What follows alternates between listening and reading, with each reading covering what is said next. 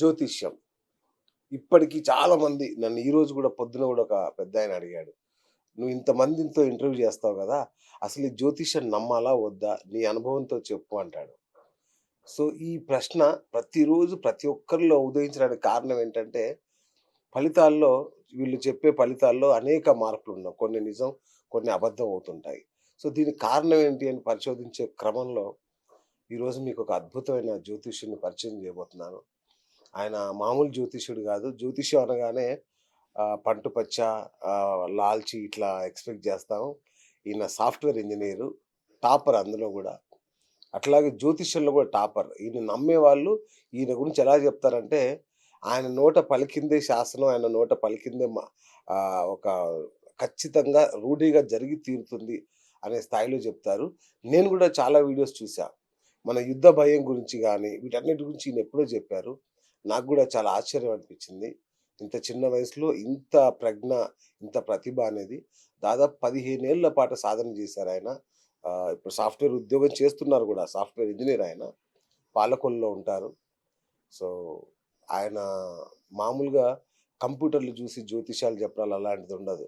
మీ జ్యోతిష్యం చెప్పాలంటే దాదాపు 24 గంటలు అధ్యయనం జేస్తారు. మీ ఒక్కరి జాతకాన్ని. తర్వాతే అత్యంత ఖచ్చితంగా 100కు 100% రూఢి చేసుకున్నాకే మీకు చెప్తారు. మరి అలాంటి జ్యోతిష్యుడిని ఇవాళ మీకు పరిచయం చేయబోతున్నాను. ఆయన దైవజ్ఞులు నిట్టల ఫణి భాస్కర్ శర్మ గారిని మీకు ఇవాళ ఆఫ్‌కోర్స్ ఆయన అందరికి తెలిసిన వ్యక్తే. మన ప్రేక్షకులకు పరిచయం చేయబోతున్నాను. గురుగారు నమస్కారం. నమస్కారం అండి. సో, ఎలా ఉన్నారు సార్? బాగున్నానండి. మీరెలా ఉన్నారు? Wonderful sir. వండర్‌ఫుల్. సో, మిమ్మల్ని చాలా ఊహించుకున్నాను ఏదో భారీ వస్త్రధారణతో వస్తారని. మీకంటే నేనే జ్యోతిష్యులా తయారై వచ్చాను. సో, ఏంటి సార్ అంటే మీ ఆధునికత, ఆధ్యాత్మికత ఎట్లా కలిపారు ఈ రెండిటిని? చిన్నప్పటి నుండి అంటే నాకు మా నాన్నగారేంటంటే మాది స్మార్త కుటుంబం. ఓకే.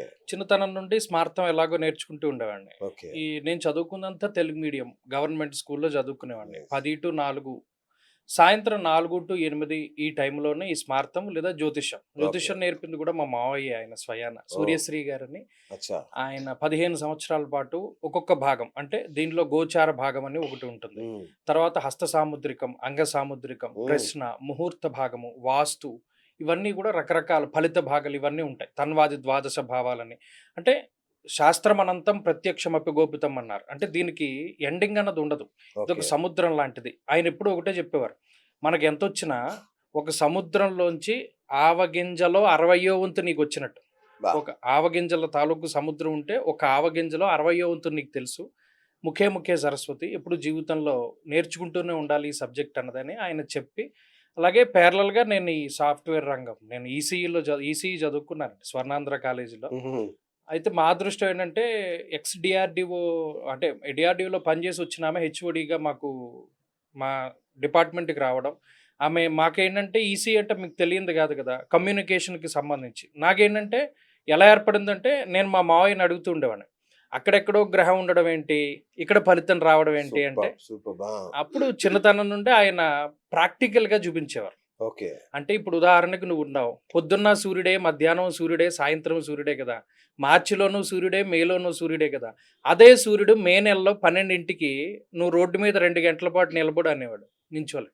మరి దాని ఎఫెక్ట్ ఉన్నట్టే కదా! అలాగే మనం సైన్స్ చదువుకున్నాం. ప్రతి అమావాస్యకి, పౌర్ణానికి సముద్రంలో అవును. ఆటుపోట్లొస్తూ ఉంటాయి. అవును. అలాగే మనం ఇక్కడున్నాం. మన సెల్ ఫోన్ ఉంది. ఆ టవర్ నుండి దీనికి సిగ్నల్ ఎలా వస్తుంది? రైట్. దాన్ని ఎఫ్ఎం రేడియోలో మనం ఇలా ట్యూన్ చేయగానే అక్కడికి, ఇక్కడికి ఎందుకు ఫ్రీక్వెన్సీ మ్యాచ్ అయ్యి మనకు వినబడుతుంది. అద్భుతం. 92.5 అని పెడితే అదే వినబడుతుంది. అవును. అలాగే మీరు చూడండి ఎప్పుడైనా బ్రిడ్జిల మీద నడుస్తూ వెళ్తూ ఉన్నప్పుడు సైనికులు ఎప్పుడూ కవాతు చేస్తూ ఉంటారు. అవును. బ్రిడ్జిల మీద చేయరు. ఎందుకంటే రెజొనేటింగ్ ఫ్రీక్వెన్సీ అని ఒకటి ఉంటుంది. ఈ వీళ్ళు కవాతు చేస్తున్న ఫ్రీక్వెన్సీ, బ్రిడ్జ్ ఫ్రీక్వెన్సీ ఒకటైతే అవి 2 రెజొనెన్స్‌లో ఉంటే బ్రిడ్జ్ కూలిపోతుంది. So, okay. ఇలా మనకి తెలియనటువంటి విషయాలు. అంటే ఇంకోటేంటంటే నేను చదువుకోవడానికి ఇంకో కారణం లైట్. ఓకే. జ్యోతిషము అంటే ఇదంతా కాంతికి సంబంధించిన విషయం. ఓకే. మా చిన్నప్పుడు కెమికల్ మనం చదువుకున్నప్పుడు కెమిస్ట్రీలో అవును. చెప్పినాయన నాకు ఒకటే చెప్పేవాడు. కార్బన్ డయాక్సైడు, నైట్రోజను, ఆక్సిజను ఈ మూడిటితోనే మనం ఏదైనా చేస్తాం. అలాగే జ్యోతిష్యం వచ్చినప్పుడు కాంతి, సూర్యుడే ప్రధానం. అందుకనే ఆయన్ని గ్రహదేవత అన్నారు. సూర్యుడు ఓకే. లేకపోతే మిగతావి ఏమీ లేవు. అవును. ఆయన నుండి వచ్చే లైట్ రిఫ్లెక్ట్ అవ్వడం ద్వారానే మనకి ఇవన్నీ కనబడుతున్నాయి. అవును. సో, ఆ లైట్ ఇక్కడికి ట్రావెల్ అవ్వడానికి ఎంత టైం పడుతుంది? ఉదాహరణకి ఇప్పుడు కాలపు గణనేనండి. అంతా ఇందులో అంతకుమించి ఏమీ లేదు. ఓకే. మీరు ఇప్పటికిప్పుడు గూగుల్‌లో కొట్టండి. What is the radius of sun in miles అని నొక్కండి. లేకపోతే what is the diameter of sun in miles అని నొక్కండి. హ్మ్. నొక్కితే మీకు ఒక ఫిగర్ వస్తుంది. ఇన్ని 64,000 మైళ్ళు, ఇన్ని మైళ్ళు, ఇన్ని మైళ్ళని. సో, కలియుగ ప్రమాణం చూడండి 4,32,000 సంవత్సరాలు. ఈ 4,32,000 సంవత్సరాలు ఎలా వచ్చింది అంటే, ఈ డయామీటర్ ఆఫ్ ది సన్ నుండే డెరైవ్ అయ్యి వచ్చింది మనకి. ఓహ్! మనకి అందులో తెలిసిపోతుంది. ఓకే. సో, ఇదంతా లింక్. మనం ఉన్నటువంటి బౌండరీస్ మనం ఎంతకాలం బతకాలి, ఎలా బతకాలి, ఆయు కర్మ చ విత్తంచ విద్యా నిధనమేవచ పంచయితాని విలిఖ్యంతే గర్భస్థ్యస్య విదైహినః. 5వ నెలలో 6వ నెలలో ఉన్నప్పుడే ఆయుర్దాయం బ్రహ్మగారు రాసేస్తాడు. హ్మ్. అంటే ఈ శరీరము ఇంతకాలం బతుకుతుంది. ఓకే. కర్మ వీడు ఏ పని చేయాలి, డాక్టర్, పొలిటీషియన్, లేకపోతే ఇంజనీర్, లేకపోతే ఇలా డైలీ పని చేసుకోవాలి. విత్తంచ ఇంత డబ్బు సంపాదించాలి, అది కూడా రాసి పెట్టేసి ఉంటుంది. ఓహ్! మనం ఈర్ష్యాద్వేషాలు ఎక్కువైపోయి పక్కవాడికి ఏదైనా రూపాయి వస్తుంటే మనం పాడు చేసేద్దాం అనుకుంటాం. అవును. ఎవడి రూపాయి పాడు చేయలేడు. ఓకే. వాడికి ఎంతైతే రాసి పెట్టుందో వాడు దాన్ని అనుభవిస్తాడు, సంపాదించుకుంటాడు. ఇలా ఆయు కర్మచ విత్తంచ విద్యా నిధనమేవచ. వాడికి ఎంత విద్య రావాలి, ఎంత చదువుకోవాలి అన్నది కూడా ఓకే. భగవంతుడు రాసేస్తాడు. అంటే మీరు చూడండి, ఒక మౌల్డ్ ఉంటుంది. అంటే ఇప్పుడు వినాయక చవితులకి అమ్మవారికి ఒక అవును. మౌల్డ్ ఉంటుంది కదా, అవును. దానిలో మట్టి వేస్తే ఆకారం వచ్చేస్తుంది. అలాగే ఫస్ట్ శరీరం ఫామ్ అయిపోతుంది. ఫామ్ అయిపోయిన తర్వాత ఓహో ఈ శరీరం ఇటువంటిది, దీనికి ఇంత ఆయుర్దాయం ఉంది, లేకపోతే ఇది ఈ కర్మ చేయాలి, ఇంత సుఖంగా భోగంగా అనుభవించాలి. ఓకే. అలాంటి ప్రాణిని ప్రవేశపెడతాడు భగవంతుడు. ఓకే. అందుకనే పెట్టి పుట్టాలి అంటారు. అచ్చచ్చ! ఓకే. అదాన దోషేణ భవే దరిద్రో దారిద్ర్య దోషేణ కరోతి పాపం పాపాదవస్యంతి యాంతి నరకం పునరేవ దరిద్ర పునరేవ పాపి అన్నాడు. పెట్టి పుట్టడం అంటే ఏంటి? ఈ జన్మలో మనం ఏదైనా దానం చేసామనుకోండి, అవును. వచ్చే జన్మలో భగవంతుడు దానికి అనుబంధంగా మనకి జన్మనిస్తాడు, ఓకే. మనం ఓకే. దానం చేసినందుకు. అచ్చచ్చ! సో ఇవన్నీ ఏంటంటే ఇవన్నీ ఇంటర్లింక్డ్. ఈ కాంతి, లేకపోతే ఈ సమయము, ఈ సూర్యుడు, ఈ గ్రహాలు, ఈ టైము, ఈ ఫ్రీక్వెన్సీలు, ఈ మాడ్యులేషన్లు, మన కంటికి కనిపించేవి, కనిపించనివి, ఇలా మనం లెక్క పెట్టుకుంటూ పోతుంటే ఉత్త లైట్ గురించి మనం చదవడానికి మన జీవితం సరిపోదు. బా! ఉదాహరణకి ఇప్పుడు మనకి లైట్లు ఫోకస్ అవుతున్నాయి. దాంట్లో డైఫ్రాక్షన్ ఉంటుంది, లేకపోతేనేమో రిఫ్లెక్షన్ ఉంటుంది, రిఫ్రాక్షన్ ఉంటుంది. ఇలా చాలా రకాలుగా లైటు లోపలికి వెళ్ళడం, బయటికి రావడం ఉంటాయి. సార్ ఇవన్నీ మాకు తెలవదు గానీ, ఇంతమంది జ్యోతిష్యులు ఇన్ని రకాలు ఎలా చెప్తున్నారు మరి ఒకే విషయాన్ని? ఇందులో ఒకటండి అధ్యయనం. ఓకే. చదివే దాన్ని బట్టి మనం చెప్పగలుగుతాం. ఓకే. ఉదాహరణకి నా పంథా ఉందనుకోండి. నాకు మా గురువుగారు చెప్పిన విషయం ఏంటి అంటే, జ్యోతిష్ శాస్త్ర రీత్యా మనం ఏదైనా ఒక రూపాయి సంపాదించేటప్పుడు లేనిది చెప్పకూడదు. అందుకనే సప్రమాణమైనటువంటి శాస్త్రాన్ని అందించాలి. దానికి ఏంటి చేయాలి అంటే శ్లోకపూరితమైన ఆధారం. ఓకే. ఉదాహరణకి ఏలినాటి శని దోషం ఉంది అవును. చెప్తారు, భయపెడతారు. కానీ దానికి ప్రమాణం ఎవరో చెప్పట్లేదు. అవును. తేజో హానిర్మతిర్భ్రంశో మనఃపీడ భయంతదా రోగార్తిర్బంధువైరం చావ్యసనం జన్మగేశనం. అంటే శని సంచారం జరుగుతున్నప్పుడు ఏమేం ఫలితాలు ఇస్తారన్నది అందులో రాసేశారు. సో ఆ రకంగా మనం చెప్పుకుంటూ వెళ్ళాలి తప్పితే ప్రజల్ని భయపెట్టో, మభ్యపెట్టో, లేకపోతే భయభ్రాంతులకు గురి చేసో చెప్పకూడదు. ఇది అధ్యయనం వల్ల వస్తుంది. ఇప్పుడున్నటువంటి పరిస్థితులు ఏంటి అంటే 30 రోజుల్లో తెలుగు, 30 రోజుల్లో అవును. ఇంగ్లీష్ ఎలాగా, అచ్చా! 30 రోజుల్లో జ్యోతిష్యం ఎలాగా. సార్ నాకు తెలిసిన ఒక ప్రముఖ జ్యోతిష్యుడున్నాడు. ఆయన ఏమంటాడంటే, మంచి చెప్పడానికి ఏముంటదబ్బా! చెడు చెప్తే గదా నువ్వేమన్నా తెలుసుకొని పరిహారాలు చేసుకొని బాగుపడతావు. హ్మ్. మంచెందుకు చెప్పాలి నేను అంటాడాయన. అవును. అది కరెక్టే. హ్మ్. అంటే ఇది ప్రాస్పెక్టివ్ డిఫరెన్స్ అంటారు. ఓకే. నిజానికి శాస్త్రంలో ఏం చెప్పారంటే, మహత్ కష్టం న వక్తవ్యం కించిత్ కష్టం తు సూచయేత్. అంటే ఏంటి? ఏదైనా ఒక పెద్ద ఇబ్బంది ఉంది, దాన్ని మనం చెప్పడం అనేటువంటిది దాచిపెట్టి కొంచెం కష్టం చెప్పాలి. ఉదాహరణకి ఎవరికైనా జ్యోతిష్యంలో షష్టాష్టకాలు పట్టాయి, అవును. ఏదైనా ఇబ్బంది ఉంది, ప్రాణాపాయం ఉంది. ఒరే బాబు, ఈ నెలల్లో నువ్వు జాగ్రత్తగా ఉండాలి, కొంచెం గడ్డు కాలం నడుస్తోంది, జాగ్రత్తగా ఉండు అని సూచన చేయమన్నారు. ఇది ఎప్పుడు? ఇదివరకు కాలంలో. ఓకే. ఇప్పుడు అంత టైం ఉండట్లా, అంత అవును. ఎవరు వినట్లా, పీకల మీదకి వస్తేనే కానీ ఎవడు ఏమి చేయట్లేదు. కరెక్ట్. అవును. సో ఈ జ్యోతిషం అన్నది ఎలా ఉంటుంది అంటే, చెప్పేటువంటి వాడు ఒక హైట్లో నుంచి చూస్తున్న వ్యక్తికి వ్యూ ఒకలా ఉంటుంది, నేల మీద ఉన్న వ్యక్తికి వ్యూ ఒకలా ఉంటుంది, వీడికి ఎక్కువ సైట్ కనబడుతూ ఉంటుంది. అంతే కదా. అదే ఇది శాస్త్రం. ఇది ఫ్యూచర్ని తెలుసుకోవడానికి, దాని గురించి మనం జాగ్రత్త పడడానికి తప్పితే ఇంకేమీ కాదు. అయితే ఇంకా మనకు తెలియని విషయం ఏంటంటే, ఏదైనా ఒక ఉపద్రవాన్ని మనం తప్పించుకోవచ్చా? తప్పించుకోవచ్చా? ఇది సాధ్యపడదు. చాలామందికి తెలియని విషయం ఏంటి అంటే, ఏదైనా రెమెడీలు చేయడం ద్వారానో, ఏదైనా ఒక ఇది చేయడం ద్వారానో పూర్తి స్థాయిలో మనం దేని నుండి బయటపడలేం. దీనికి ఒక ఉదాహరణ చెప్తాను. ఒక పెద్ద సైంటిస్ట్, జ్యోతిష శాస్త్రవేత్త ఒక ఆయన ఉన్నాడు. రాజు ఆస్థానంలో పనిచేస్తున్నాడు. రాజుకి కొడుకు పుట్టాడు. పుట్టగానే ఈ జ్యోతిష్యుడు వెళ్ళి పలానా సంవత్సరానికి పలానా మాసంలో పలానా టైంకి ఇతను చచ్చిపోతాడు, అది కూడా పంది వల్ల చచ్చిపోతాడని చెప్పాడు. రాజుకి ఆశ్చర్యం వేసింది. ఇతను మరి వదిలేసే వ్యక్తి కాదు. అలా అని కొడుకు ప్రేమ, పుట్టగానే నువ్వు మంచి చెప్పాల్సింది మానేసి ఇలా చెప్పేవేంటని జైల్లో వేస్తాడు. మనసులో పీకుతూ ఉంటుంది. పీకుతూ ఉంటే అప్పుడు సరే, ఆ జ్యోతిష్యుడు చెప్పిన టైం, ఆ సైంటిస్ట్ చెప్పిన టైం రానే వచ్చింది. ఈ కొడుకుని ఏం చేస్తాడంటే ఒక ఒంటి స్తంభం మేడగట్టి దాంట్లో విలాసవంతమైన భవనంలో పెట్టి ఆడుకోమంటాడు. నువ్వు ఈ టైం గడిపేంత వరకు మా పిల్లాడిని కాపాడండి అని చెప్పి భటులకి వాళ్ళకి చెప్తారు. అంతా అయిపోయి కరెక్ట్గా ఈ టైం దాటిపోతుంది. ఉదాహరణకి 12:29 అన్నాడు అనుకోండి, 12:33 అవుతుంది. అమ్మయ్య, కొడుకు బతికాడు, సేఫ్ అనుకుంటాడు. ఈ లోపల భటుడు వచ్చి, యావండి మన రాజకుమారుడు చచ్చిపోయాడండి. ఎలాగా అంటే, పైనుండి మా అంతస్తు మించి కింద పడి చచ్చిపోయాడండి. వెంటనే జ్యోతిష్యుడిని తీసుకురమ్మంటాడు. నువ్వు చెప్పావు పంది వల్ల చచ్చిపోతాడని, మా వాడు అలా చచ్చిపోలేదే అంటే అప్పుడు ఇతను తీసుకెళ్తాడు. వెళితే పైన అంతస్తు మించి కింద పడిపోతూ పడిపోతూ అక్కడ ఒక వరాహం యొక్క బొమ్మ ఉంటుందన్నమాట. ఆ కొమ్ము మీద పడి దిగి చచ్చిపోతాడు. ఇది ఆశ్చర్యాన్ని కలిగిస్తుంది. ఎందుకు? వరాహం అనేటువంటిది ఆ రాజు యొక్క సింబల్. ఒక్కొక్కళ్ళకి ఒక్కొక్క సింబల్ ఉంటుంది కదా, అది అందుకని వాళ్ళు ఏ బిల్డింగ్ కట్టినా దాని మీద వరాహం యొక్క సింబల్ పెడతారు. రాజకుమారుడు ఆడుకుంటూ ఆడుకుంటూ అంతస్తు మించి పడిపోయి దీని కొమ్ము మీద అతనికి ఇలా నడుంలో దిగిపోయి చచ్చిపోయాడు. అప్పటి నుండి ఆయన పేరు వరాహమిహిరుడు అని పెట్టారు. మిహిరాచార్యుల వారు చెప్పిన మాట. వరాహమిహిరుడు యొక్క పేరు అలా వచ్చింది. మరి దీనిలో రాజుకంత డబ్బు ఉంది, అతను చేయలేని రెమెడీ అంటే ఏమీ లేదు, దాన్ని తప్పించుకోగలిగాడా? సో ఇదేంటి అంటే తెలుస్తుంది. ఫలాని గ్రహచారేణ సూచయంతి మనీషిణ కోవక్త తారతమ్యస్య తమేకం వేద సంవిన. మనం సూచించవచ్చు, ఫలానా టైం బాగాలేదు, ఫలానా గ్రహస్థితి బాగాలేదు, నువ్వు ఇది చేసుకో బాగుపడతావని. గ్రహస్థితి చేయనివ్వదు. నిజంగా చేస్తే బాగుపడే అవకాశం ఉన్నా కూడా గ్రహస్థితి చేయనివ్వదు. మరి పరిహారాలు ఎందుకు? అదే చెప్తున్నాను. ఇదంతా కూడా తమేకం వేద సంవిన. మనం ఆ చేసేటువంటి పరిహారం ఎంత శ్రద్ధగా చేస్తున్నాం అన్నదే భగవంతుడు చూస్తాడు. మనం ఎంత డబ్బు ఖర్చు పెట్టామని కానీ, లేకపోతే ఎంత ఆర్భాటంగా చేసామని కానీ చూడ్డు. నువ్వు కూర్చున్న దాంట్లో ఎంత భక్తి ఉంది. మరి చాలా ఉదాహరణలు నేను ఎన్ని జాతకాలు చూసినప్పుడు పలానా టైంలో ఇబ్బంది పడాలి కదా, పడ్డారా? పడ్డానండి కానీ బయటపడ్డానంటే దానిలోంచి అని చెప్తూ ఉంటారు.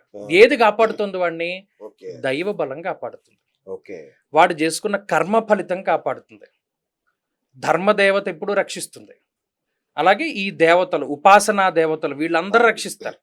అవేం ఉత్తనే పోవు కదా. మరి అవన్నీ ఎక్కడికి పోతున్నాయి? మనం చేసిన పూజలు నిష్పక్షపాతంగా చేసినప్పుడు. ఇప్పుడు మాకు కొన్ని గ్రూపులు ఉన్నాయి, మా భవిష్యదర్శిని గ్రూపులని. అందులో ఎక్కడా రెమెడీలు ఉండవు. మీరు రాస్తారా పంచాంగం? ప్రతి సంవత్సరం రాస్తూ ఉంటాను. భవిష్యదర్శిని పుస్తకం రాస్తాను. దాంట్లో ఆ సంవత్సరం గ్రహస్థితి, దాన్ని మనం దాటాలంటే ఏం చేయాలి, ఇవన్నీ రాస్తూ ఉంటాం. అయితే ఏంటంటే ఇండివిజువల్గా ఎవరికైనా రెమెడీలు ఉంటాయి తప్పితే గ్రూప్గా ఉండవు.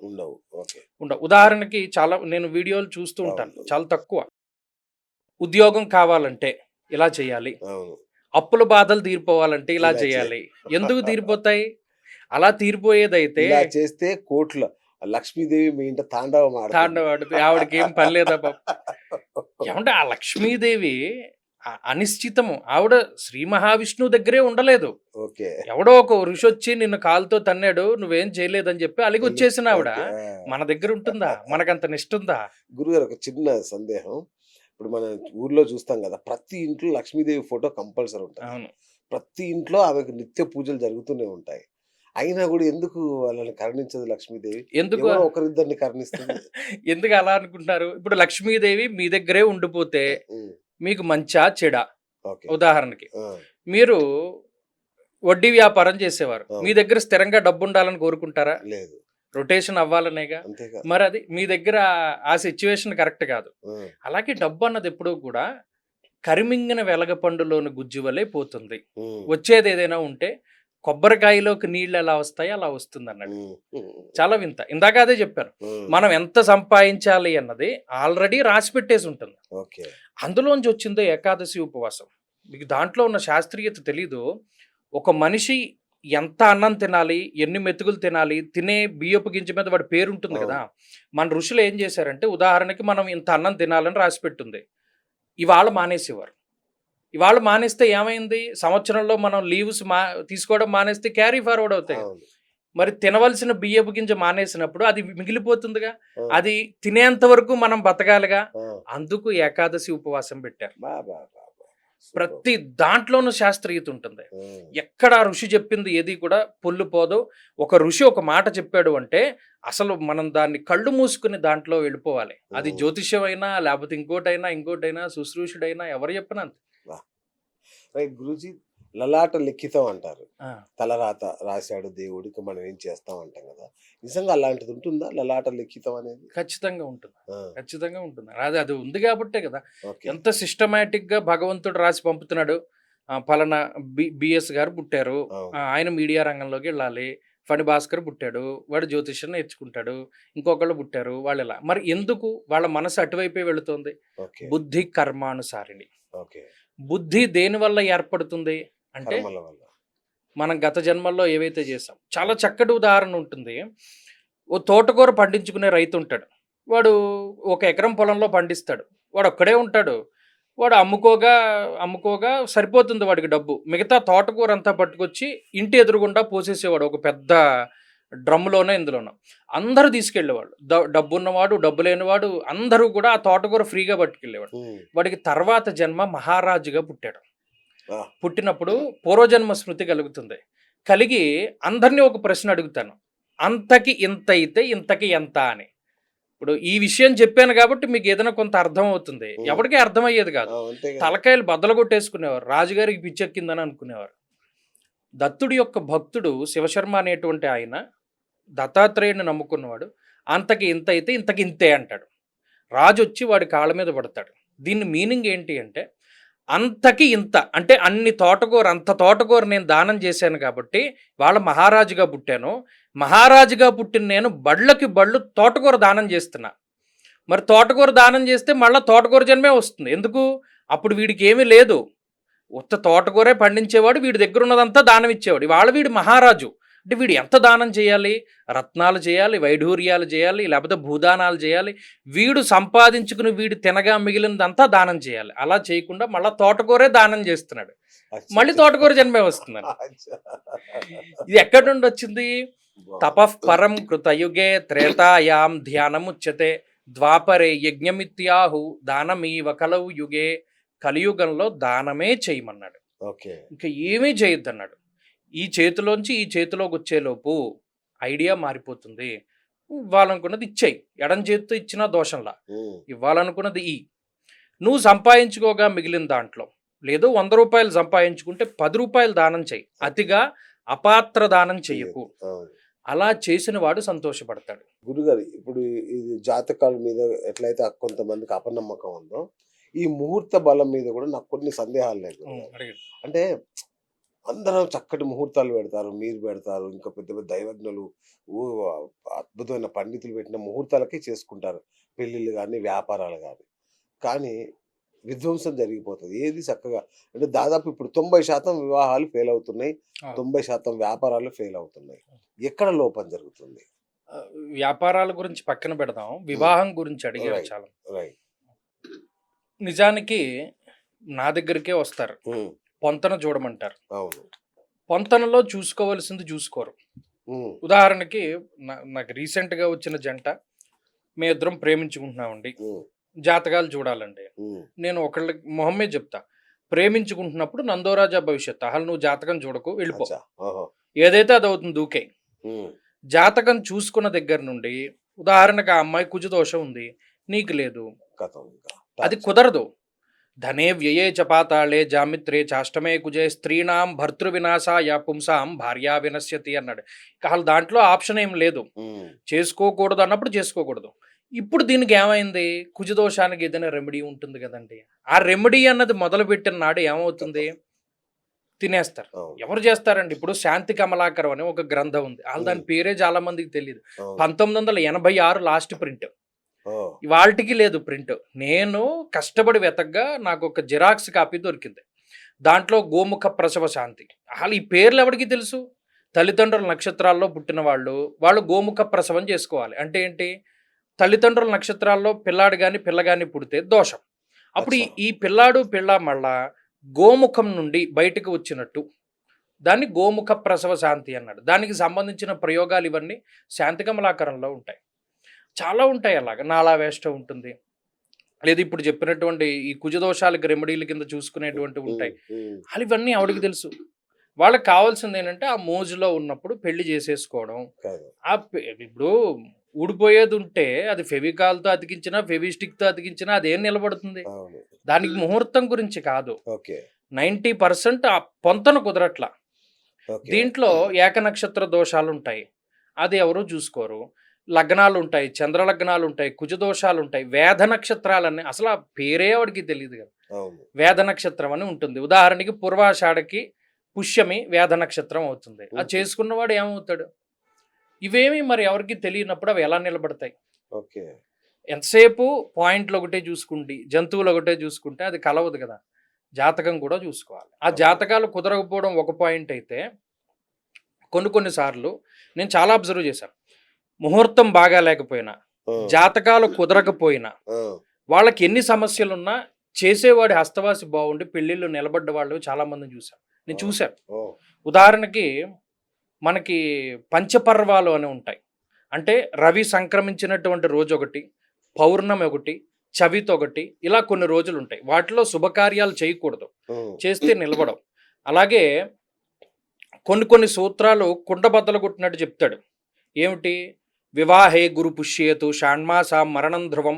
ఎన్ని నెలల్లో చచ్చిపోతారు ఇలా చేసుకున్నవాడు అన్నది కూడా వివాహం చేస్తే ఇలాగా, గృహప్రవేశం చేస్తే ఇలాగా, గృహారంభం చేస్తే ఇలాగా. మీరు వివాహం ఒకటే అంటున్నారు. ఎన్ని శంకుస్థాపనలు, ఎన్ని గృహప్రవేశాలు అదే అంటున్నా. చాలా దారుణమైన తిథుల్లో పెట్టుకుంటున్నారు. ఏ? చైత్ర మాసే గృహారంభే ధనధాన్య పశుక్షయం. ఇది బెస్ట్ ఎగ్జాంపుల్. సందర్భం వచ్చింది కాబట్టి చెప్పాను. ఆషాఢ మాసంలో గృహారంభం చేయకూడదు. ఓకే. ఆషాఢే గోకులం హంతి అన్నాడు. ఒక ఆయన అతి తెలివైన ఆయన ఆషాఢ మాసంలో నేను చేస్తా అని చెప్పి చేశాడు. చేసిన కొంతకాలానికి భార్య గతించింది. రెండో పెళ్లి చేసుకున్నాడు. రెండో భార్య గతించింది. కుటుంబం లేదు. పిల్లలు ఆయన దగ్గర ఉండరు. గోకులం హంతి. గోకులం హంతి అంటే ఏంటి? కుటుంబం లేదు, ఉండదన్నాడు. ఆ, పుష్యే చాగ్ని భయం చైవా. పుష్యమాసంలో చేస్తే అగ్ని భయం, ఆ ఇల్లు దగ్ధమైపోతుంది అన్నాడు. మరి ఇవన్నీ శాస్త్రంలో చెప్పినప్పుడు మనం ఎందుకు ఫాలో అవ్వం? ఉమ్, ఇది పెళ్ళిళ్ళు ఫెయిల్ అవ్వడానికైనా, లేకపోతే వ్యాపారాలు ఫెయిల్ అవ్వడానికైనా ఫస్ట్ ఇండివిజువల్గా వాళ్ళ జాతకం. ఇప్పుడు ఓకే. మీ జాతకంలో వ్యాపారం చేసే యోగం లేదనుకోండి, ఉమ్, మీరు వ్యాపారం చేయకూడదు. అంతేగాని ఉద్యోగం మానేసి వ్యాపారం చేస్తూ కొన్ని రెమెడీలు ఉంటాయి. వ్యాపారంలో కోట్లు గణించాలంటే ఎర్రమోట్లో యాలకులు లవంగాలు కట్టుకోవాలి. ఈ లెక్కన మరి మిలీనియర్లు వాళ్ళు ఎన్ని లవంగాలు ఎన్ని ఎన్ని యాలకులు లవంగాలు వాళ్ళ నోట్లో వేసి తిరిగారు. వాళ్ళు అంబానీ ఏం చేసి ఉండాలి ఈ లెక్కన? ఏం చేసి ఉండాలి? వాళ్ళకి యాలకుల ఫ్యాక్టరీయే ఉండాలి. అదే కదా. అవి ఏమి ఉండవండి. అది చెప్పాను కదా, వాళ్ళు ఏం ఉమ్, చేయాలి, కర్మ, అవంతా కూడా ఇది ఓకే. దాంట్లోనే ఉంటుంది. కాబట్టి అది ముహూర్తం కొంత ఫాల్ట్, ముహూర్త దోషాలు కొన్ని పెడుతున్నారు, తెలిసి ఓకే. తెలియని ముహూర్తాలు. తర్వాత రెండోది ఏంటంటే ఇండివిజువల్ జాతకం అన్నది చాలా ముఖ్యం. ఓకే. అది సరిగ్గా పరిశీలన చేసుకోవాలి. దీనికి ఇది సరిపోతుందా లేదా?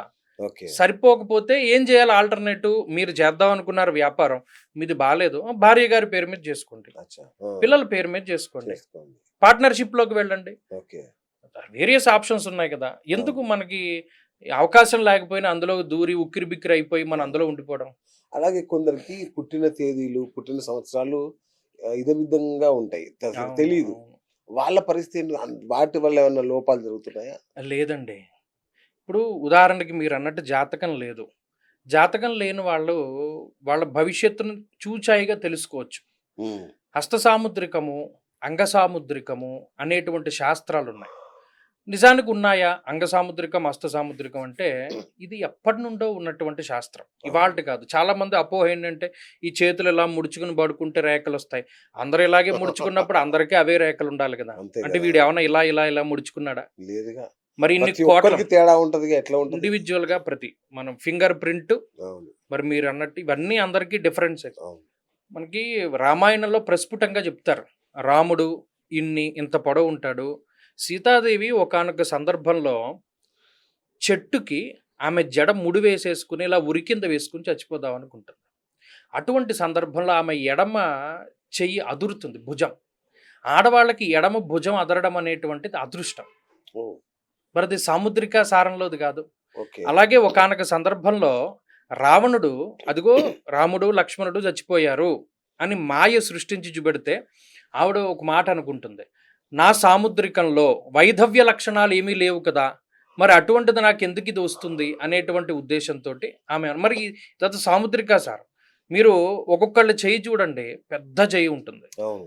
అకర్మ కఠినం పాణితలం మధ్యే తదున్నతాం పాణి అంటే చెయ్య. దీనిలో కూడా కొన్ని రకాలుంటాయి. చతురస్రంలో ఉన్న హస్తం ఒకటి ఉంటుంది. ఓకే. దీర్ఘ చతురస్రాకారంలో ఉండేది. ఒకడికి ఒళ్ళంతా నల్లగా ఉండి అరచేయి ఒకటి తెల్లగా ఉంటుంది. హ్మ్. ఒకడికి ఒళ్ళంతా తెల్లగా ఉన్న అరచేయి నల్లగా ఉంటుంది. ఒకళ్ళ అరచేయి సాఫ్ట్‌గా ఉంటుంది. ఒకళ్ళకి చాలా కఠినంగా ఉంటుంది. అవును. ఒకళ్ళకి ఐలాండ్స్, స్పాట్స్, పుట్టుమచ్చలు అన్నీ ఉంటాయి. ట్రయాంగిల్స్ ఉంటాయి, స్క్వేర్స్ ఉంటాయి. ఒక్కొక్కళ్ళకి 4 గీతలు, 2 గీతలు, ఒక గీతే ఉంటుంది. మీరెన్ని అబ్జర్వ్ చేయాలి చేతిలో. ఈ హస్త సాముద్రికం అనేటువంటిది ఈ డేట్ ఆఫ్ బర్త్ లేని వాళ్ళకు ఉపయోగపడుతుంది. ఓహోహో! ఓకే. హ్మ్. మనం అది చెప్పొచ్చు. హస్త సాముద్రికం చెప్పొచ్చు. ఓకే. అంగ సాముద్రికం చెప్పొచ్చు. ఏమీ లేదు ప్రశ్న. ఇప్పుడు మాది పల్లెటూరులో ఏవండీ మా గేదె వెళ్ళిపోయిందండి అవును. సిద్ధాంత్ గారు అవును. అంటే వస్తాడు. అవును. వచ్చినప్పుడు ప్రశ్న లగ్నం చూసుకుంటాం. అరే పలానా వాయువ్యంలో ఉంది. నువ్వు వెళితే దొరుకుతుంది. అక్కడే ఎవడో కట్టాడురా అని చెప్తాం. వాడు నిజానికి వెళ్ళి చూస్తే పాపం అక్కడ గేదె దొరికి తర్వాత రోజు ఒక అత్తం అరటిపళ్ళు పట్టుకొచ్చి దండం పెడతాడు. మరి దేనివల్ల తెలిసింది? ఒక ఆమె మా ఇంటి ఎదురుగుండా ఉన్నామె ఇంట్లో ఉన్న డిస్ప్యూట్స్ తోటి నేను చచ్చిపోతానని చెప్పి వెళ్ళింది. అప్పుడు వాళ్ళు వచ్చి ప్రశ్న అడిగారు. అసలు ఈవిడ బతుకుందా చచ్చిపోయిందా? చావలేదమ్మా ఆవిడ బతికే ఉంది. ఎక్కడికో ఈ తూర్పు దిక్కుకి వెళ్ళింది. తెలుసున్న వాళ్ళ ఇంట్లో ఉంది. అలాగే ఉంది. అలాగే ఒక ఆయన వచ్చాడు. మా నాన్నగారండి ఇల్లు వదిలిపెట్టి వెళ్ళిపోయారు. 5, 6 సంవత్సరాలయింది. బతికున్నారో చచ్చిపోయారో తెలీదు. ఏం చేయమంటారు? అప్పుడు ప్రశ్నా శాస్త్రం. ఆయన బతికే ఉన్నారు. ఇంకా ఇన్ని నెలల్లో గాని, అన్ని నెలల్లో గాని ఆయన తాలూకు ఆచూకీ దొరుకుతుంది. మరి అవన్నీ ఎందుకు జరిగాయి? అవును. ఎలా చెప్పగలిగారు? ప్రశ్నా శాస్త్రం అదే చెప్తుంది. ఓహ్! ఓకే. అయితే ప్రశ్నా ప్రశ్న శాస్త్రం. శాస్త్రం పనిచేయడానికి ఉపాసనా బలం చాలా ముఖ్యం. ఓకే. ఓకే. ఉపాసన ముఖ్యము. ప్రశ్న శాస్త్రం కూడా తెలిసుండాలి. అవును. దానికి సంబంధించిన శ్లోకాలుంటాయి. విద్య ఇంత అమోఘమైనటువంటి విద్య ఉందండి. అది అంతరించిపోయింది. హ్మ్. మీకు ఇంకా తెలీదు. చాలా మందికి తెలుసును. కర్ణపిశాచి విద్య అని ఒకటి ఉండేది. ఓకే. అది ఇలా కూర్చుంటే చెవిలో చెప్పేస్తుంది. అచ్చా! మీరేం చేసొచ్చారు? మీరు ఏం తిన్నారు? ఎలా ఏంటి గతంలో జరిగినవన్నీ సంఘటనలు చెవిలో చెప్పేస్తుంది. ఆ! కర్ణపిశాచి విద్య అంటారు. అది నేర్చుకున్న వాళ్ళు ఉన్నారు. Oh my God! అయి ఎన్ని విద్యలున్నాయండి. పుటం వేస్తే బంగారం వచ్చేది. ఆ! బంగారం దొరుకుతోంది.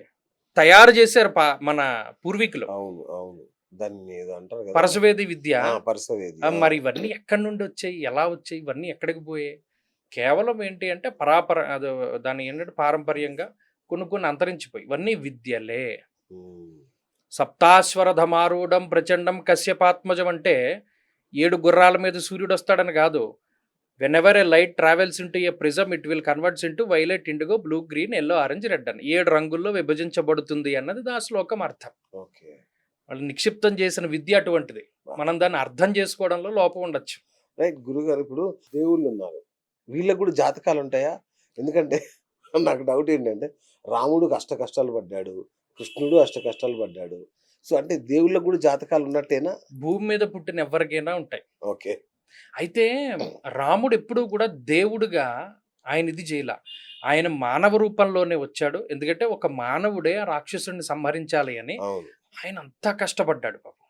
శ్రీకృష్ణుడు కూడా అంతే. ఓకే. ఎవరైనా భూమి మీద పుట్టినప్పుడు వాళ్ళకి జాతకం ఉంటుంది. వాళ్ళకి నక్షత్రం ఉంటుంది. ఓకే. వాళ్ళకి అన్నీ ఉంటాయి. అచ్చా! అయితే ఆ! దైవ సంబంధమైనటువంటి స్పర్శ ఉన్నప్పుడు ఓకే. వాళ్ళు కొంత అతీతంగా ఉంటారు. ఓకే. వాళ్ళకి జాతకాలు ఉంటాయి. ఓకే. రైట్. అంటే ఈ కోవలో ఇంకొకటి అడగాలని ఉంది. మోదీ జాతకం. హ్మ్. ఈయన ఎవరండి అసలు? అప్రతిహతంగా ఈ దేశాన్ని అత్యద్భుతంగా పరిపాలిస్తూ అసలు అజేయునిలాగా ఇన్ని సంవత్సరాలు చిన్న మచ్చ కూడా లేకుండా ఇంత అజేయంగా చేస్తున్నాడంటే ఈయన జాతకంలో ఏమైనా కొత్త శక్తులు గాని, ఏదైనా వింత శక్తులు ఏమైనా ఉన్నాయా? దైవాంశం ఏమైనా ఉందా ఆయనకి? లేదండి. ఇందులో అంటే గొప్పవాళ్ళు వాళ్ళ జాతకాలను మనం ప్రస్తావించకూడదు గానీ, దానిలో ఉండే కొన్ని ధర్మ సూక్ష్మాలున్నాయి. ఆయన జాతకంలో 20కి పైగా రాజయోగాలు నడుస్తాయి. బా! అంటే ఒక ప్రధానమంత్రి అవ్వాలి అంటే, ఆయనకు అందులోనూ ఎక్కడా కూడా అపజయం అన్నది లేదు. ఎక్కడా లేదు. ఒక్కొక్కళ్ళు అలా పుడతారు. బా! పూర్వజన్మలో చేసుకున్నటువంటి వాటి బట్టి మనకి కర్మలుంటాయి. సంచిత కర్మలు, ఆగామి కర్మలు, ఓకే. ప్రారబ్ధ అవును. కర్మలని. అవును. వాళ్ళు ఇలా పుడతారు వాళ్ళు. కర్మయోగులు. అందులోనూ మా ఆంధ్రప్రదేశ్‌కి ఆయన వచ్చినప్పుడు గూడా పవన్ కళ్యాణ్ గారు మరి ఆయన ఎవరిని ఉద్దేశించి అన్నారని నేను ఈయన్నే అనుకుంటున్నాను. సన్యాస దీక్షలో అనికేతుడు అనేటువంటి పేరు పెట్టుకున్నటువంటి ఆయన అని జెప్పి ఒకళ్ళని ఆయన సంబోధన చేయడం జరిగింది మరి. అనికేతుడు అంటే ఇల్లు లేనటువంటి వాడు. హ్మ్. శివుడు. హ్మ్. ఆయన శివుడితో పోల్చాడు. బా! హ్మ్. అక్కడ అర్థమైందా? అలా ఆ! ఏంటంటే ఆయన వాళ్ళ కర్మయోగులు అంటారు కొంతమందిని. ఓకే. వాళ్ళ యోగం పుట్టినప్పుడు యోగం కన్నా అభ్యాసం చేసిన తర్వాత వచ్చినటువంటి యోగం కొంత ఉంటుంది. హ్మ్. ఆ యోగులు వాళ్ళు. ఓకే. వాళ్ళ జాతకాలు వేరు. ఓకే. పవన్ కళ్యాణ్ జాతకం ఏంటండి? అంటే ఆయన మొన్న ఎవరో చెప్పారు. ఇంకో 19 సంవత్సరాల పాటు అప్రతిహత విజయాలు ఆయనకి. ఇక తిరుగుండదు అన్నారు. అంటే ఏమవుతాడు? సీఎం అవుతాడా? పీఎం అవుతాడా? అసలు ఏంటి ఆయన జాతకం? ఒకటండి అంటే ఒక్కొక్కళ్ళది ఒక్కొక్క శైలి అవును. ఉంటుంది. నా పందా ఏంటి అంటే ఎవరిది జాతకం మనం బయట అవును. పెట్టకూడదని. అవును. కానీ చూచాయిగా ఒక విషయం అయితే చెప్తాను. అమెరికా నుండి జనసేన వీరాభిమాని ఒక ఆయన నాకు ఈయన వివరాలవి ఇచ్చారు. ఓకే. అంటే ఇప్పుడు ఈయనకున్న నక్షత్రం. ఓకే. చాలామంది ఈయనది మకర రాశని అనుకుంటూ ఉంటారు. ఓకే. ఈయనది మకర రాశి కాదు ఫస్ట్. ఆ! మకర రాశి కాదు. ఓకే. నాకు నేను ఆయనకి 2020లో చెప్పినట్టు గుర్తు. ఆ! నేను ఆయనకు ఒకటే చెప్పాను. "ఏవండీ కేసీఆర్ గారి జాతకానికి ఈయనకి కొంత సాపత్యం ఉందండి. ఆ! మీరు గమనించండి తెలంగాణలో ఆయన పార్టీ పెట్టిన ఎంత కాలానికైతే ఆయనకి పదవొచ్చిందో, ఈయనకి అంత కాలానికి పదవొస్తుందని" చెప్పాను. కరెక్ట్‌గా చెప్పారు. అవును. నేను ఒకటే మాట అన్నాను. ఇది రికార్డ్ అయిన వీడియో గూడా ఉంది. హ్మ్. ఉంది. ఓకే. నేను ఇది కరోనా టైంలో చెప్పాను. కరోనా అప్పుడు 2019లో అనుకుంటా వీళ్ళు ఓడిపోయిన తర్వాత చాలా బాధపడుతూ ఫోను చేశాడు ఆయన. హ్మ్. చేసి అప్పుడు చెప్పారు నాకు. ఇలా అసలు ఏంటండి ఈయన నిజానికి అంతకుముందు నాకు ఇచ్చిన డేట్ ఆఫ్ బర్త్ అవి తప్పు. నేను అంత మునుపు కూడా ఒకసారి టీవీలో కొన్ని విషయాలు చెప్పాను. ఏమని? ఈయనకి రాజయోగం ఉంది. అప్పటికే చాలా ప్రచారం జరుగుతోంది. పవన్ కళ్యాణ్ అవును. రాజకీయాల్లో జెట్ కారని, హ్మ్. ఓడిపోతారని, ఈయన ఎంతో కాలం ఉండరని. కానీ నేను చెప్పాను. రాజయోగం ఉంది. అసలు ఒరిజినల్‌గా చెప్పకూడదు. కానీ చెప్పాను. ఈయన నాకు ఈ అమెరికాలో ఉండే ఆయన నాకు డేట్ ఆఫ్ బర్త్ ఇచ్చిన తర్వాత, ఓకే. నేను ఆయన జాతకం డ్రా చేసి, స్క్రీన్ రికార్డ్ చేసి మొత్తం విషయం అంతా చెప్పాను. ఈ తెలంగాణలో టీఆర్ఎస్ పార్టీ ఎప్పుడైతే అధికారంలోకి వచ్చిందో, అంటే పార్టీ పెట్టిన ఎంత కాలానికి ఈయనకి అంత కాలానికి పదవి. మీరు లెక్క కట్టుకోండి. 11 ఏళ్లకొచ్చింది. ఆ! ఈయనకి 11 ఏళ్లకొచ్చింది. ఓకే. ఇది ప్యారలెల్‌గా వెళ్తాయి జాతకాలు. ఓకే. సో, ఈయనకు గూడా ఈ 19 మంచి యోగం. ఏళ్ళు ఉంది. మంచి 19 ఏళ్ళని కాదు. ఇంకా కొంతకాలం పాటు ఆయనకి రాజయోగం ఉంది. కొంతకాలం పాటు. ముఖ్యమంత్రి అవుతాడా? ఖచ్చితంగా అవుతుంది. అట్లాగే గురువుగారు ఇంకో చిన్న డౌటు. బెడ్‌రూమ్‌లో దేవతల విగ్రహాలు పెట్టుకోవచ్చా? హ్మ్. మంచి ప్రశ్న. ఆ! పెట్టుకోవచ్చండి. అయ్యో! అవునా? అయితే ఏ గోడకి పెట్టుకోవాలి అన్న దాని మీద కూడా ఆధారపడి ఉంటుంది. ఓకే. ఉదాహరణకి పొద్దున్నే లేవగానే అద్దం చూడకూడదు. ఆ! ఓకే. చూడకూడదు. కాబట్టి మనం ఉదాహరణకి కొంతమంది దక్షిణం వైపు తలపెట్టుకు పడుకుంటారు. హ్మ్. ఉత్తరాన లేస్తూ చూస్తారు. తూర్పు, పడమరలుగా తలకాయ పెట్టుకుంటారు. వాళ్ళు తూర్పుని గాని, పడమరను గాని చూస్తారు. వాళ్ళు ఎక్కడైతే పడుకున్నారో ఆ దిక్కుకు అపోజిట్‌గా అద్దం ఉండకూడదు. దేవుడి పటాలు ఉండకూడదు. హ్మ్. అటు ఇటు ఉండొచ్చు. ఎందుకంటే పొద్దున్న లేవగానే దేవుడిని చూసుకునే ఇది ఉన్నవాళ్ళు దేవుడి పటం పెట్టుకోవచ్చు. హ్మ్. అంటే ఏవో నాకు అడిగిన వాళ్ళేంటంటే అందులో బెడ్‌రూమ్‌లో శృంగారాలు, సరసాలు ఇలాంటివి ఉంటాయి గదా! హ్మ్.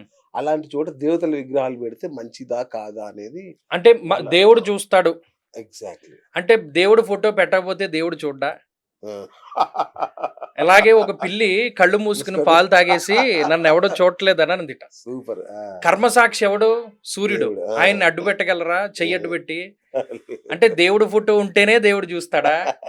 ఎంతమంది చూస్తారు తెలుసా మనల్ని? కర్మసాక్షి సూర్యుడు చూస్తాడు. పంచభూతాలు చూస్తాయి. ఉమ్, మన చుట్టూ ఉండేటువంటి దేవతాగణం ఉంటుంది. మన శరీరంలో ప్రతి అంగానికి ఒక దేవత ఉన్నాడు. ఓకే. ఆ! మరి వాళ్ళెవరు చూడరా? దేవుడి ఫోటో పెడితేనే చూస్తారా? ఆ, చాలా సిల్లీ క్వెషన్ అది. అంతేనా? చక్కగా ఓకే. పెట్టుకోవచ్చు దేవుడి ఆ, ఫోటోలు. బెడ్‌రూమ్‌లో పెట్టకూడదన్న రూల్ ఏమి లేదు. చక్కగా ఓకే. పొద్దున్న లేవగానే దేవుడిని ఇది ఈ మధ్య కాలంలో ఎక్కువ నేను చూసాను వైరల్ అవును, అయింది. అవును, అవును. నేను చెప్పాను. దేవుడు ఫోటో పెడితేనే దేవుడు చూస్తాడా? అంటే గుడికెళ్తేనే దేవుడు మనల్ని చూస్తున్నాడా? ఇంట్లో ఉన్నప్పుడు దేవుడు చూడట్లేదా? ఆ, చూస్తాడు. అవన్నీ ఆటోమేటిక్‌గా జరిగిపోతాయి. ఓకే. ఫోటో ఉన్నా లేకపోయినా చూస్తాడు. అద్భుతం, అద్భుతం గురుగారు. ఇంకా మీ నుంచి చాలా విషయాలు తెలుసుకోవాలి నేను. సో, మరొకసారి గూడా మళ్ళీ తప్పకుండా. కూర్చుందాం గురుగారు. ఈ యొక్క ఈ మధ్య కాలంలో ఈ కర్మ సిద్ధాంతం, పూర్వజన్మ కర్మ ఫలితాలు, వాటిని ఒక ఫలితాలని మనకు మనమే తొలగించుకోవచ్చని కొందరు ఇట్లా చాలా చెప్తున్నారు. వాటి గురించి నేను మీతో మరొకసారి తప్పకుండా. కూర్చుందాం గురుగారు. థ్యాంక్ యూ అండి. Thank you so much. So, చూసారు గదా! అద్భుతమైన విషయాలు చెప్పారు. సో, ఈ కింది నెంబర్‌కి ఫోన్ చేసి గురుగారితో మీరు మాట్లాడొచ్చు. ఆయన మీకు అన్ని వేళలా అందుబాటులో ఉంటారు. మీ యొక్క జ్యోతిష్యాన్ని అద్భుతంగా వివరిస్తారు. Thank you. ఇది ఇవాల్టి బిఎస్ టాక్ షో. నేను మీ బిఎస్ సైనింగ్ ఆఫ్.